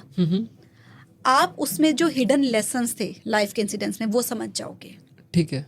आप सामने वाले की पोजीशन को समझ जाओगे, आपने अपना लेसन लर्न कर लिया होगा और तब आप मूव ऑन करोगे। ठीक है। तो आपको फिर फर्क नहीं पड़ेगा। जो लोग कहते हैं ना कि फॉरगिवनेस कर देनी चाहिए, फॉरगिवनेस करने से नहीं होगी कि आप कहोगे कि ठीक है जाओ माफ़ किया, वो अपने आप ऐसे आएगी कि आपको उसका फ़र्क पड़ना बंद हो जाएगा। बिल्कुल आप आगे बढ़ जाओगे कि ठीक है अब मैटर नहीं करता लाइफ में, वो इंसिडेंट्स मेरे सामने भी आएगा, आपको रोना ही नहीं आएगा उस बात के ऊपर। सो बेसिकली आपका जो भी पास्ट का एक्सपीरियंस था जहाँ पे आपने अपनी फीलिंग्स को सप्रेस कर लिया था एक टाइम पे, आपको फिर से, क्योंकि दिमाग को नहीं पता है फिजिकली क्या चल रहा है, मेंटली क्या चल रहा है, अगर आप उस जोन में फिर से चले जाओ तो आपके दिमाग में जो केमिकल रिलीज होंगे और जैसी चीज़ें होंगी अंदर, उसे यही लग रहा होगा कि ये चीज़ें सही में हो रही हैं। वो विजुलाइजेशन में भी आई थिंक ये टेक्निक यूज़ करते हैं। तो आपको फिर से वो चीज़ें सोचनी है, लिखनी है, उस चीज़ को एक्सप्रेस करना है आप, क्योंकि आपने पहले नहीं किया था, और तब तक एक्सप्रेस करना है 1 दिन 2 दिन 3 दिन 1 हफ्ते, जब तक कि उसके लिए आपके जो फीलिंग्स जो एक्सट्रीम चले जाता था आपका इमोशंस, वो खत्म ना हो जाएंगे। जैसे आपको किसी चीज़ में सपोज रोना आता है, किसी चीज़ को सोच के, आपका ब्रेकअप हुआ एग्जांपल लेते हैं, आपने उस टाइम पे सप्रेस किया, घूमने निकल गए, सारी चीज़ें हुई, अभी आप बार बार जब भी सोचते हैं उस टाइम को, आपको रोना और गुस्सा दोनों साथ में आता है। आपको फिर से उसी चीज़ को सोचना है, अब पेपर पे जो भी फीलिंग्स है अपनी लिखना है, आज लिखे कल फिर लिखेंगे, धीरे धीरे ये चीज़ फेड होती जाएगी, और एक दिन ऐसा आएगा जब आप उस पेपर पे कुछ लिखना ही नहीं चाहोगे, आपको फर्क नहीं पड़ेगा क्योंकि आपने एक्सप्रेस कर दिया उस चीज़ को। राइट। ओके। और उससे जो एसोसिएटेड आपकी मेमोरी थी ना, जो भी इमोशन कनेक्टेड था, वो रिलीज हो चुका होगा, आप हील कर चुके होगे खुद को उससे। यही हीलिंग है, राइट? यस, यही हीलिंग है कि जो भी ऐसे इंसिडेंसेस हैं जहाँ पे कि इमोशंस सप्रेस्ड रह गए, वो इमोशंस जो है वो वुंड बन के अंदर है इमोशनल लेवल पे, आपने उन वुंड्स को हील कर लिया। राइट। तो हीलिंग की बात करते हैं, जैसे आपने बताया था टैपिंग वाली टेक्निक बताया था, तो हीलिंग के बारे में बात करते हैं। तो एक तो ये टेक्निक हो गई कि लिखो, इमोशन को एक्सप्रेस करके आप हील हो सकते हो, और कोई टेक्निक हील के लिए? हीलिंग के लिए देखो एक काफ़ी सारे होते हैं। तो आप ब्रेथ वर्क कर सकते हो, कि आपको शांत बैठना है और जितनी डीप ब्रेथ करोगे अपनी बेली के अंदर, ठीक है, आपको गहरी सांसें लेनी है, एक्सहेल बड़ा बड़ा करना है ज़्यादा टाइम के लिए, जितना इनहेल होगा आपका उससे डबल एक्सहेल करो टाइम में। और रिलीज कर दो, उसको रिलीज कर दो। हाँ, आपको इनहेल करते हुए सोचना है कि जितनी भी हीलिंग एनर्जीज हैं वो मेरे अंदर एंटर कर रही हैं। एक्सहेल करते हुए सोचना है कि जो भी इमोशनल वुंड था, जो भी ऐसी मेमोरीज थी, वो क्लियर आउट हो रही हैं। ठीक है, इसीलिए एक्सहेल हमें लंबा करना है कि वो अच्छे से बाहर निकल जाए। ओके, एक प्रैक्टिस तो हमें ये करनी है। और सबसे ज़्यादा ना देखो, क्योंकि मैं कहती हूँ कि हमें अपने आप को समझना है, बाकी सारी चीज़ें तो हो गई टेक्निक्स। ठीक है, हमें अपनी हीलिंग टेक्निक खुद बनानी है। वो कैसे बनेगी? जब हम अपनी इनर विजडम से कनेक्ट करेंगे। वो क्या होगा? देखो 3 तरीके होते हैं किसी से भी एडवाइस लेने के हमारी लाइफ से रिलेटेड, ठीक है ना। पहला ये होता है कि आपने मुझसे बात करी कि मुझे ये इशू आ रहा है, मैं इसको कैसे हील करूं। अब मैंने या तो अपनी लाइफ के एक्सपीरियंस से देखा होगा कि कैसे हील कर सकते हो आप इससे, या मैंने बुक्स पढ़ी होंगी, या मैंने कोई रिसर्च देखी होगी, मैंने कोई वीडियो देखा होगा, राइट। तो मैं वो आपको चीज़ें बता दूंगी। ओके, हो सकता है कि वो आप पे भी वर्क कर जाए, राइट। दूसरा ये होगा कि आप खुद बैठोगे, अपने साथ बात करोगे कि क्या लगता है कि ये चीज़ों को मैं कैसे प्रोसेस कर सकता हूँ। तो जो आइडिया लगेगा आपको कि हाँ ये करके ट्राई करके देखते हैं, बहुत सारी चीज़ें सुनी थी, पढ़ी थी, तो ये ट्राई करके देखते हैं, शायद काम कर जाए। इसमें भी चांसेस हैं कि इतना वर्क शायद ना करे। तीसरा होता है कि आप मेडिटेशन में जाकर बैठो, ठीक है, शांत बैठो, 10, 15, 20 मिनट सिर्फ शांत बैठो और अपने इनर विजडम जो होता है, हमारा हायर सेल्फ, जो हमारी इंट्यूशन होती है, उसको सिक्स सेंस कह लो, या फिर जो कहते हैं कि हमारे अंदर ही परमात्मा होता है, उससे कनेक्ट हो जाओ बस जाके, और उसको सरेंडर कर दो। ओके, ठीक है, उनको ये बता दो कि मैं अपने आप को आपको पूरी तरह से सरेंडर करता हूँ और मैं चाहता हूँ कि आप मुझे राइट डायरेक्शन दो कि मैं इस चीज़ से ऊपर कैसे उठूँ। Got it? मुझे अपनी लाइफ में ये चीज़ परेशान कर रही है, यहाँ पर मुझे ऐसा लगता है कि मेरे कुछ इमोशनल वुंड्स हैं, वो मुझे पता नहीं चल रहे हैं कि कौन से हैं, मैं कहाँ पे स्टक हूँ मुझे नहीं पता चल रहा, और मैं इनसे बाहर कैसे निकलूँ मुझे नहीं पता चल रहा। ओके, जब आप बात करोगे बिल्कुल शांत होकर अपनी इनर विजडम पे जाओगे ना कि आप मुझे गाइड करो, तो हो सकता है पहली बार जवाब ना आए, दूसरी बार ना जवाब आए। जब आप रेगुलरली बैठोगे ना, आपको वहाँ से जवाब आना शुरू होगा। जब हमें वहाँ से जवाब मिलना शुरू हो जाता है ना, तो हमारी लाइफ बड़ी सिंप्लीफाई हो जाती है, क्योंकि बहुत आसान होता है। कहते हैं सरेंडर कर दो, राइट। तो आपको कोई एफर्ट नहीं करना, आपको कुछ कंट्रोल करने की कोशिश नहीं करनी, क्योंकि कई बार क्या होता है कि जब हमें पता चल जाता है ना कि अच्छा ये इमोशनल वुंड्स होते हैं और इनको ठीक करके ही मेरी लाइफ बेटर होगी, उसके चक्कर में हम मेंटल हेल्थ ख़राब कर लेते हैं, क्योंकि अब हमें एक नया स्ट्रेस आ गया कि अब ये इमोशनल हेल्थ कैसे ठीक होगी। ओके, ठीक है। Got it. तो हम एक नए तरह के स्ट्रेस में बढ़ जाते हैं कि अब तो ये ठीक करना, तो हमको जो जिस चीज़ को ठीक करके हमें ठीक होना था वो हमको और ख़राब करने लग जाती है। तो इधर उधर से भी जो हम चीज़ें सुने उनको भी हम फॉलो करते रहें, वो भी टेक्निक्स होंगी, वो आपको टाइम टू टाइम आपको गाइड करती रहेंगी, आपको प्रेजेंट मोमेंट में रिलैक्स रखेंगी, प्रेजेंट मोमेंट में गाइडेंस देंगी। लेकिन अपनी जो इंट्यूशन है, अपनी जो सिक्स सेंस है, उससे ज़रूर कनेक्ट होना है, क्योंकि हमारी लाइफ के बारे में, हमारी लाइफ के एक्सपीरियंसेस के बारे में, हमारी क्या टोटल जर्नी है, हमें लाइफ में क्या लेसन सीखने हैं, उसके बारे में उससे अच्छा गाइड हमें कोई कर ही नहीं सकता।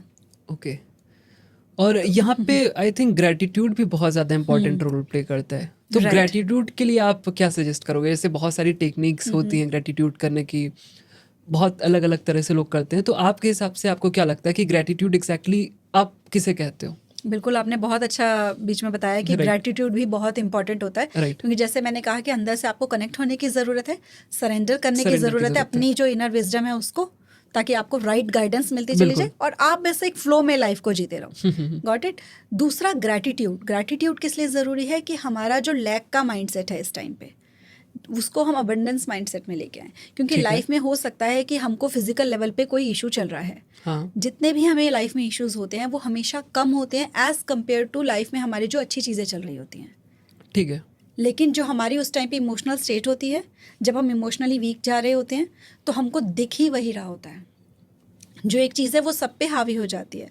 सारी दुनिया आपको समझाती रहे कि लाइफ में देखो बाकी सारी चीज़ें तो कितनी अच्छी है ना, आप उसके ऊपर क्यों नहीं काम कर रहे। तो मैं ये चीज़ रिलेशनशिप को लेकर भी बोलती हूँ हमेशा कि अगर आप अपनी लाइफ का पूरा सर्कल जो है पूरा एक ही पर्सन के अराउंड घूमते चले जाओगे ना, तो आपकी लाइफ कभी भी अच्छी नहीं हो सकती। ठीक है। क्योंकि आपकी लाइफ का पूरा कंट्रोल उस पर्सन के हैंड में है। Okay. वो जब चाहे आपको रुला लेगा, वो जब चाहे आपको गुस्सा दिला लेगा, वो जब चाहे आपको खुश कर लेगा, आप उसके पपेट बन गए। ठीक है। सेम अप्लाइज टू इमोशंस भी या फिर लाइफ की कंडीशंस भी। अगर लाइफ में फॉर एग्जांपल फाइनेंशियल सिचुएशन अभी सही नहीं चल रही है और आप सारा एफर्ट उसी के अराउंड लगा रहे हो, उसी के चक्कर काटते जा रहे हो, अब आप उसके पपेट बन गए। अब वो जो सिचुएशन लैक की है इस समय पे, जो जहाँ पे आप लो लेवल पे हो लाइफ में, तो वही आपके पूरे इमोशंस को रेगुलेट करना शुरू हो जाएगा, कंट्रोल करना शुरू हो जाएगा। अब उसकी वजह से लोग क्या करते हैं कि अपने रिलेशंस भी ख़राब कर देते हैं फिर आके, कि ऑफिस में स्ट्रेस है तो इसीलिए घर पे आके वाइफ से झगड़ा कर लिया, बच्चों को भी गुस्सा कर दिया, राइट, रिलेटिव से भी रिश्ता तोड़ लिया, खाने पाने में भी नहीं, कुछ लोग ड्रग्स लेने लग जाते हैं, अल्कोहल लेने लग जाते हैं, कोई पूरी लाइफ ही ख़त्म कर देते हैं। राइट। तो हमको ये फोकस करना है हमेशा, ग्रैटिट्यूड का कहाँ काम आएगा कि हमें ये देखना है कि हमारी लाइफ के और कौन कौन से एरियाज़ हैं जो फ़िलहाल अच्छे हैं, उनके लिए थैंक्स कहना शुरू करना है। उससे हमारा माइंडसेट जो है वो अबंडेंस वाले स्टेट में जाएगा, हमारे जो इमोशनल स्टेट है वो भी फिर से हाई हो जाएगी। जो हम बिल्कुल वीक हो रहे थे ना कि कुछ नहीं है, बहुत प्रॉब्लम्स है, बहुत प्रॉब्लम्स, अपने आप को अंदर अंदर हमारा इनर डायलॉग यही चलता जा रहा था कि ये चीज़ ख़राब है, ख़राब है, ख़राब है। तो फिर से वही बात हुई, हमारे सेल्स क्या सुन रहे हैं, लाइफ में प्रॉब्लम्स है, प्रॉब्लम्स है, प्रॉब्लम्स है, राइट। वो भी हमारे साथ ही सैड रहेंगे। ठीक है। ठीक है। जब हम उनको बताएंगे कोई बात नहीं, एक चीज़ में इशू चल रहा है, बाकी सारी चीज़ें बहुत बढ़िया हैं, उनके लिए ग्रैटिट्यूड फील करेंगे, उनके लिए थैंक्स करना शुरू कर देंगे। ठीक है। तो क्या होगा कि उस पर्टिकुलर एरिया में जहां हम चैलेंज फेस कर रहे हैं ना, उससे डील करने की हमें स्ट्रेंथ मिलेगी। ओके। राइट। तो वो जो इमोशंस हमारे जो लो हो जाते थे, जिसकी वजह से सब कुछ ही खराब कर रहे थे, वो नहीं होगा। ग्रैटिट्यूड करने से जो चीज़ खराब है उसको भी हम सही कर लेंगे, क्योंकि हम इमोशनली इंटेलिजेंट रहेंगे, राइट डिसीजंस ले पाएंगे क्लैरिटी के साथ। तो इसलिए ग्रैटिट्यूड बहुत ज़्यादा इंपॉर्टेंट है। राइट। एंड स्पिरिचुअल रहना किस तरह से हेल्प करता है किसी भी रिलीजन में हो? एक्चुअली यहाँ पे आपको बताने की ज़रूरत है लोगों की स्पिरिचुअल एक्चुअली होता क्या है, वो मैं चाहता हूँ आप थोड़ा एक्सप्लेन करो कि स्पिरिचुअल आदमी क्या होता है और किस तरह की प्रैक्टिसेस करता है, और जब हम स्पिरिचुअलिटी में होते हैं तो हमारी मेंटल स्टेट किस तरह से इम्प्रूव होती है। क्योंकि डेफिनेटली हम सबको पता है कि जब आप स्पिरिचुअल होते हो तो आपके अंदर सरेंडर की फीलिंग आती है, ग्रेटिट्यूड की फीलिंग आती है। जो स्पिरिचुअल फील्ड में होगा वो समझ रहा होगा इन सारी चीज़ों को। तो आपके हिसाब से अगर मैं पूछूं कि स्पिरिचुअलिटी है क्या एग्जैक्टली, तो आप क्या बताओगे? देखो, स्पिरिचुअलिटी एग्जैक्टली क्या है, ये तो मतलब बहुत एक वास्ट सब्जेक्ट है, और मुझे नहीं लगता कि मैं मतलब राइट पर्सन हूँ जो इस चीज़ का आंसर दे सकती हूँ, क्योंकि मैंने इस एरिया में कोई बहुत ज़्यादा ऐसा नहीं किया। मैंने जितनी पढ़ाई की अपनी की है, या फिर मैंने कुछ बहुत अच्छे ऑथर्स को पढ़ा है जहाँ से मुझे कुछ समझ डेवलप हुई है। तो मेरे लिए फ़िलहाल स्पिरिचुअल होने का मतलब ये होता है कि अपने आप से कनेक्ट हो जाओ, ठीक है, जितना हो सकता है। बाहर जो लोग कर रहे हैं उससे अपने आप को रेगुलेट मत करो। हर किसी की अपनी जर्नी है, हर किसी के लाइफ के अपने लेसन्स हो रहे होते हैं, हमें उनके अकॉर्डिंगली अपनी लाइफ को नहीं चलाना। ठीक है। ठीक है। अपनी लाइफ का कंट्रोल अपने पास रखना है, अपनी लाइफ की रिस्पॉन्सिबिलिटी खुद लेनी है, अपने लाइफ के लेसन्स को समझने की कोशिश करनी है। ओके। भी अगर ऐसा लग रहा है कि किसी को कि मेरा जो पार्टनर है वो टॉक्सिक है, तो इंस्टेड ऑफ कॉन्स्टेंट ब्लेमिंग कि पार्टनर जो है वो खराब मिल गया, पार्टनर ये नहीं करता, पार्टनर वो नहीं करता, तो आप जो एक्सटर्नल वर्ल्ड में ऑपरेट कर रहे हो उसकी जगह आप इनर वर्ल्ड में आ जाओ कि अगर पार्टनर ऐसा है जो कि मेरी लाइफ को खराब कर रहा है तो मैं अपनी लाइफ को बेटर करने के लिए क्या कर रही हूँ।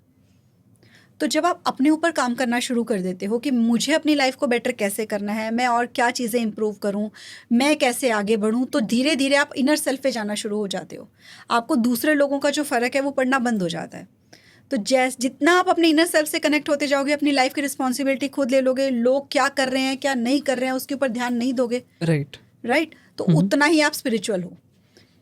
आपको किसी से मतलब जो, और मेरे लिए स्पिरिचुअल होने का मतलब ये भी है कि जो यूनिवर्स में जो हमारे सुप्रीम पावर है उससे डरना बंद करना है। बिल्कुल, गॉड फियरिंग नहीं, गॉड लविंग बनना है। और अपने आप को ये फील करना है कि अगर हम उन सबके बच्चे ही हैं तो अगर मैं किसी दिन थर्सडे को हेड वॉश कर लूंगी तो वो गुस्सा नहीं होंगे। Logical, right. मैं वो उनका हमें काम आसान करने की कोशिश करना है। अगर सब उनके बच्चे हैं, राइट, अब मेरा बच्चा है, अगर कोई मेरे बच्चे को गुस्सा करके जाएगा, हर्ट करके जाएगा, तो मुझे हर्ट होगा। तो वैसे अगर सब उनके बच्चे हैं तो हमें ये कोशिश करनी है कि दूसरों की लाइफ को जितना ईजी बना सकें, काइंड रह सके। अपनी तरफ से कोशिश ये करो कि किसी को इंटेंशनली हर्ट मत करो। बिल्कुल। और अगर लगता है कि किसी को आपने हर्ट कर दिया है तो कोशिश करो कि माफ़ी मांग लो। पता नहीं किसका मैंने एक डायलॉग सुना था, बहुत रील वायरल हो रही थी कि मैंने अपनी ज़िंदगी को कुछ इस कदर आसान बना लिया, कुछ लोगों से माफ़ी मांग ली और कुछ को माफ़ कर दिया।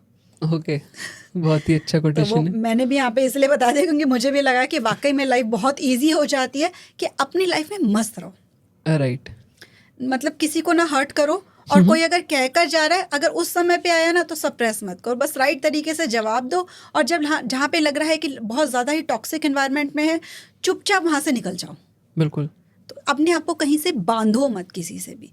तो फ्री अपनी सोल है, अपनी लाइफ के लेसन्स को जितना लर्न करते चले जाएंगे उतने ही हम स्पिरिचुअल हैं। बाकी और कुछ भी हम किसी को, अगर हमें लगे कि हम किसी को बहुत अच्छी अच्छी बातें करके दिखाएंगे तो हम स्पिरिचुअल होंगे, या हम कुछ बहुत ज़्यादा बड़ा ऐसा एक्सपीरियंस कर लेंगे मेडिटेटिव स्टेट में जाके तो हम स्पिरिचुअल होंगे, ऐसा कुछ नहीं है। अपने आप को ही डिकोड करना स्पिरिचुअलिटी है, अकॉर्डिंग टू मी। राइट। जैसे आप इस फील्ड में बहुत दिन से हो तो कई सारे ऐसे लोग से आप मिलते होंगे जो इमोशनल अपना बैलेंस खोए रहते होंगे, उनकी लाइफ में बहुत सारी चीज़ें ऊपर नीचे चल रही होती होंगी, फिर आप उन्हें गाइड करते होंगे, उसके बाद वो फिर से रिकवर होते होंगे और बैलेंस करते होंगे अपने इमोशन को। तो ये सारी चीज़ होने के बाद उनकी लाइफ में सबसे बड़ा आपको चेंज कहाँ दिखता है? क्या चेंज होता है उनकी लाइफ में जो आप देखते हो? सबसे बड़ा चेंज लोगों की लाइफ में यही आता है कि वो जो एक्सटर्नल सेल्फ से ऑपरेट कर रहे होते हैं, राइट, वो इनर सेल्फ पे आ जाते हैं। वो उनको ये समझ में आना शुरू हो जाता है कि बाहर के लोग जो कर रहे हैं, लाइफ के सिचुएशंस जो भी हैं, मुझे इसमें क्या करना है। Okay, right. जैसे कि ना वो जब भी मैटी मूवी का बताती हूँ उसमें बहुत सारे ऐसे लेसन्स हैं। वो जो उसमें शाहिद कपूर आता है वापस, आकर कहता है कि लाइफ की बैंड बजी पड़ी है, सब कुछ खराब चल रहा है, ये चल रहा है, लेकिन अब सब सही करना है। राइट। ये होता है कि अपनी लाइफ का चार्ज ले लेना। ठीक है। तो जो लोग ये हीलिंग करते हैं और जिनको ये चीज़ें समझ में आ जाती हैं, वो ये समझ जाते हैं कि अगर हम दूसरों से एक्सपेक्ट करते रहेंगे कि ये एक दिन पर्सन ठीक हो जाएगा, ये मुझे अटेंशन देना शुरू करेगा तो मेरी लाइफ बेटर होगी, तो हम पूरी ज़िंदगी इंतज़ार करते रहेंगे। और स्पिरिचुअल वर्ल्ड में बातें करें अगर, तो हम जन्मों जन्मों तक इंतज़ार करते रहेंगे, उस जन्म तक, जब तक कि हम ये नहीं समझ जाएंगे कि खुद को कैसे प्यार करना है और खुद की लाइफ को कैसे बेटर बनाना है। बिल्कुल। तो अल्टीमेटली ये सबसे बड़ा शिफ्ट होता है किसी की लाइफ में आने का, कि आप ये समझ जाओ कि बाहर कोई सॉल्यूशन नहीं है, सभी सॉल्यूशन आपके अंदर हैं और आपके पास हैं। आप ही अपनी लाइफ को बेटर कर सकते हो, चाहे वो किसी भी लाइफ का एरिया है। बिल्कुल। सो एक सवाल मैं अक्सर अपने गेस्ट से पूछता हूँ और इसमें सबका अपना अलग अलग थॉट्स होते हैं, अलग अलग अपने विचार होते हैं। हाउ टू बी हैप्पी, खुश कैसे रहें? मेरा तो जैसे ये है कि खुश कैसे रहें का ये है, अगर हम ये सोचते रहेंगे ना कि खुश कैसे रहें, तो हम खुश रह नहीं पाएंगे। ठीक है। और हम लाइफ के जितने भी फेजेस हैं उसको एम्ब्रेस करना शुरू कर लें। ठीक है। राइट। अगर हम हमेशा हाई स्टेट, खुश करने का मतलब लोगों को लगता है हम हाई स्टेट में रहेंगे, अपना बस लाइफ एंजॉय हो रही है, खुश रह रहे हैं हमेशा, वो होगा नहीं। कभी दुख भी होगा लाइफ में, ऐसे कई तरह के एक्सपीरियंसेस आएंगे जब हम दुखी भी होंगे। ठीक है। कई बार हम ट्रैफिक में बहुत ज़्यादा फंस गए, लोग हॉर्न दे ही जा रहे हैं, हम फ्रस्ट्रेट भी होंगे। अब वहाँ पर हम खुश कैसे रहें, है ना। तो ये देखना है कि हमें बस फ्लो करना है लाइफ में, हमें मस्त रहना है। ठीक है। ठीक है। हम अगर बोर हो रहे हैं तो बोर हो रहे हैं, अगर हमें गुस्सा आ रहा है तो हम गुस्सा आ रहे हैं, अंदर का जो हमारा स्टेट है ना वो पीस में रहना चाहिए बस। ठीक है। कि हमारी जो इमोशनल और मेंटल हेल्थ है वो हिल ना जाए उसकी वजह से। ओके। जो भी लाइफ में इस तरह की वेव्स आ रही हैं, हमारा इनर जो इमोशनल स्टेट, मेंटल स्टेट है वो ऐसे ही फ्लो करता चला जाए। कोई हमसे बात करे, कोई हमसे बात नहीं करे, हम मस्त हैं। बिल्कुल। राइट। हमारे व्यूज आए, हमारे व्यूज ना आए, सबसे बड़ी प्रॉब्लम, हम मस्त हैं। बिल्कुल। राइट। हमने अपना काम किया, हम खुश हैं। हमने कंटेंट अच्छा बनाया, हम खुश हैं। मैंने कोई बहुत अच्छी ड्रेस डाली, किसी ने प्रेज की, नहीं की, मैं खुश हूँ, मुझे अच्छा लग रहा है, मुझे अच्छा लग रहा है। राइट। अपने आप में मस्त हो जाना, अपने साथ खुश रह लेना ही अल्टीमेटली है कि आप खुश रहोगे, क्योंकि बाहर की तो सिचुएशंस आपके जो टेस्ट हैं वो लेती ही रहेंगी। अंदर से बस ये है कि अंदर पीस रहे, हर चीज़ के साथ हम डील करेंगे, दुख है तो दुख है, लेकिन वो स्टेट नहीं हिलेगी हमारी, जो इनर हमारी मस्त रहने वाली और पीस वाली है। राइट। सो हम पॉडकास्ट के अपने अंत की तरफ आ रहे हैं और एक क्वेश्चन मैं आपसे पूछना चाहता हूँ कि कोई एक हमारे जो भी व्यूअर्स हैं उनके लिए एक 10 मिनट्स या 15 मिनट्स का एक रूटीन जो वो डेली फॉलो कर सके और अपनी इमोशनल हेल्थ को बेटर कर सके। बिल्कुल, बहुत इजी सा है और मुझे लगता है इसमें शायद उनको 15 मिनट्स भी नहीं देने पड़ेंगे, अपने हिसाब से अगर वो बढ़ाना चाहे तो बना लें। सबसे पहले तो जब सुबह उठें, हम क्या करते हैं कि हम सुबह उठते ही ना सोचने लग जाते हैं कि ओ ऑफिस जाना है, लेट हो रहे हैं, अभी तो ये काम भी करने हैं, फलानी कल की डेडलाइन थी। कई बार आँख खुलते याद आ जाता है कि उसने मुझे कल ये बोला था, आज मैंने उसको ये जवाब दे देना है। ठीक है। या बहुत पास्ट की कोई बात याद आ जाती है, फिर हम दुखी हो जाते हैं। सुबह उठते ही पहला काम क्या करना है कि अपने हार्ट पे हाथ रख कर बात करना है कि आज का दिन बहुत अच्छा होने वाला है, मैं अपने आप से बहुत प्यार करता हूँ और आज मुझे अपने लिए क्या काम एक करना है वो हमें डिसाइड कर लेना है कि आज मैं अपने लिए ये काम करने वाला हूँ। बिल्कुल। राइट। तो जब हम ये करेंगे तो हमारे जो डे की स्टार्ट ही हो जाएगी ना, वो अपने साथ कनेक्शन से हो जाएगी कि पहले मैं खुद को प्रायोरिटाइज कर लिया हमने कि मुझे अपने लिए करना है। एक्सटर्नल वर्ल्ड की जगह हमने इनर वर्ल्ड पे फोकस कर लिया। ठीक है। दूसरा काम ये करना है कि हमको हमारा जो दिन है आज का, उसको बहुत स्मूथली देख लेना है कि आज के दिन में हमने क्या क्या चीज़ें करनी है। राइट। ताकि एकदम से जो चीज़ें आएंगी वो हमें परेशान ना करें, क्योंकि जो भी हमारे मेजर काम है अगर हम वो दिन के जल्दी से कर लेंगे तो हमारा माइंड जो है वो रिलैक्स रहता है। जितना हम अपने टास्क जो है उनको प्लान कर लेते हैं, वो चीज़ें कर लें। अपने साथ कुछ समय ज़रूर बिताएं, 10 मिनट 15 मिनट जितना हो सकता है ना, कि अगर आपकी वाइफ या आपके हस्बैंड या आपके बच्चे आपको आकर नहीं टोक रहे हैं, कुछ समय उठने के बाद शांत ज़रूर बैठना है। बिल्कुल। बात नहीं करनी है किसी से, बिल्कुल शांत बैठना है। वो जो सुबह उठने के बाद जो हमारा माइंड एकदम काम होता है ना, उसको फील, उस पीस को फील करना है हमें बैठ के, फिर हमें अपना काम शुरू करना है। और जितनी देर तक हम इस पीस को लेकर जाएंगे उससे क्या होगा, क्योंकि दिन तो ऐसा होगा कि उसके बाद एक के बाद एक के बाद एक काम आएंगे और फिर हम एक के बाद एक डिसीजंस लेते रहेंगे, काम करते रहेंगे। हमारा माइंड जो है वो स्टिमुलेट होता रहेगा थोड़े। उसको शांत रखना, अपनी मॉर्निंग रूटीन ऑटोमेटेड बना लेनी है। उठना है, फिर ये स्लीपर्स पहनने हैं, वॉशरूम जाना है, पानी, हमारे पता होना चाहिए कि हम एक रोबोट की तरह जाते जा रहे हैं, जहाँ मेंटल एफर्ट बिल्कुल नहीं कर रहे, सीधा वो काम करते चले जा रहे हैं। जितनी भी उस समय पे साउंड्स हैं उनको ऑब्जर्व करना शुरू कर दो, तो आप प्रेजेंट मोमेंट में हो। आपका जो मेडिटेशन अगर आपको नहीं भी करने का टाइम मिल रहा, माइंडफुलनेस प्रैक्टिस करने का नहीं भी टाइम मिल रहा, तो भी वो प्रैक्टिस हो जाएगी। ब्रश करते हुए उसकी जो सेंसेशंस है, उसकी जो आवाज़ है उसको सुनो। आपने स्लीपर्स पहने, क्या आवाज़ आई? आपने पानी का ग्लास लिया, पानी में ग्लास में पानी भरते हुए क्या आवाज़ आ रही थी? ठीक है। उसको ऑब्जर्व करो। ग्लास को जब रखा तो क्या आवाज़ आई? उनके ऊपर फोकस करो। माइंडफुलनेस प्रैक्टिस हो गई सुबह के टाइम, जो बहुत ज़रूरी होती है। अब इसका मतलब हो गया कि अब आप अपने डे को कंट्रोल करोगे खुद। ओके। अब आप इंचार्ज हो। रैंडमली कामों ने भगाना शुरू कर दिया तो आप इंचार्ज नहीं हो। ये आपको क्या करना है, फिर दिन में आपको जब भी समय मिले आपको रिलैक्स होकर इनहेल करने हैं डीप, जो बेली तक आए, तब 4 काउंट करने तक आपको इनहेल करना है और 6 काउंट करने तक या 8 काउंट करने तक आपको एक्सहेल कर देना है। क्योंकि बहुत सारे काम हो रहे होंगे, बहुत सारा स्ट्रेस आ रहा होगा, बहुत फास्ट भी कर रहे होते हैं, तो इसमें क्या होगा कि नर्वस सिस्टम जो है वो रिलैक्स हो जाएगा। ओके। जो स्ट्रेस हार्मोन अंदर रिलीज हो रहे हैं वो शांत हो जाएंगे। आप फिर रिलैक्स माइंडसेट से अपना काम करना शुरू कर दोगे। तो 5 बार 6 बार जितना आपको ईजी लगे, जितना आपके पास टाइम है वो कर लेना। ओके। घर आने के बाद या रात को सोने से पहले एक बार आपका जो पूरा दिन था उसको अपने माइंड में, एक मूवी जैसे एक रील चलती है ना, क्विक, राइट राइट। जैसे कि पॉडकास्ट में टीजर चलता है स्टार्टिंग में, बिल्कुल।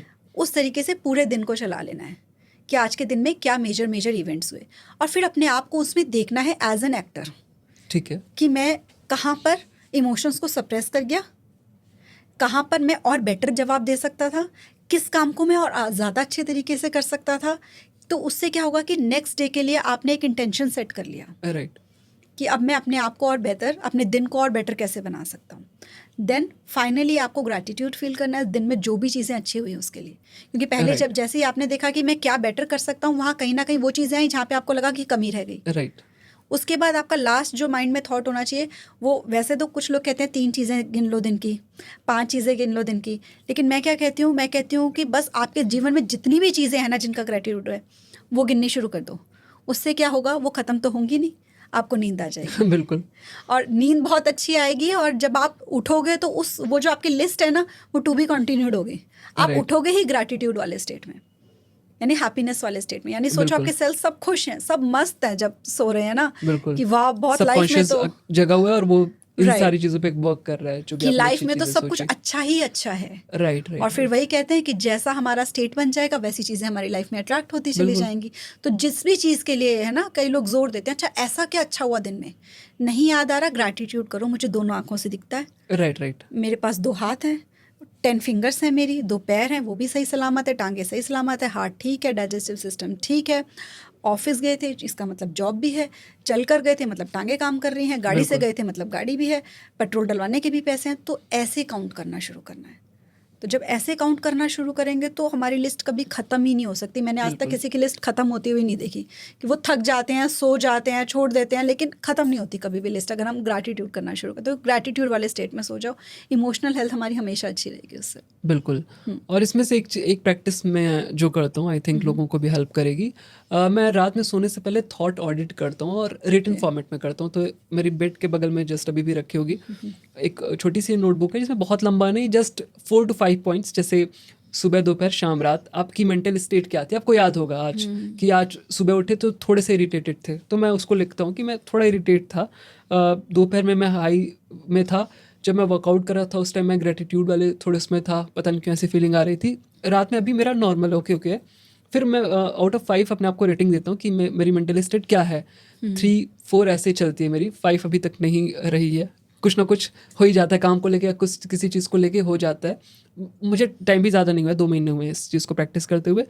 तो मुझे पता रहता है कि हाँ, मुझे 5 अगर अचीव करना है तो मुझे पता होना चाहिए, एज अ थर्ड पर्सन मुझे ऊपर से देखना है कि मेरे इमोशंस कैसे चल रहे हैं, क्या मतलब मुझे काम करने की ज़रूरत है अपने इमोशंस पे कि नहीं। अगर 3 से नीचे जाती है तो मतलब कि मेरे इमोशन सही नहीं है, मुझे इस पर वर्क करना है, मेडिटेशन या कुछ भी, या चीज़ों को छोड़ना सीखो, पकड़ना नहीं किसी भी चीज़ को। तो इस तरह से आप अपने मेंटल हेल्थ पे काम कर सकते हो, अपनी इमोशनल हेल्थ को मतलब देख सकते हो कि सही चीज़ें जा रही हैं या नहीं जा रही हैं। क्योंकि एक बार जब आपको अवेयरनेस हो गई किसी भी चीज़ का, आपको अगर आपको प्रॉब्लम पता चल गई तब आप उसका सॉल्यूशन दे सकते हो। बट अगर आपको पता ही नहीं कि प्रॉब्लम क्या है तो सॉल्यूशन निकालना भी काफ़ी मुश्किल हो जाता है। तो एक छोटी सी प्रैक्टिस है, इसमें मुश्किल से 2 मिनट लगते हैं। इसमें मैं एक छोटी सी चीज़ ऐड करना चाहूँगी, बहुत अच्छे से कर रहे हो इस चीज़ को।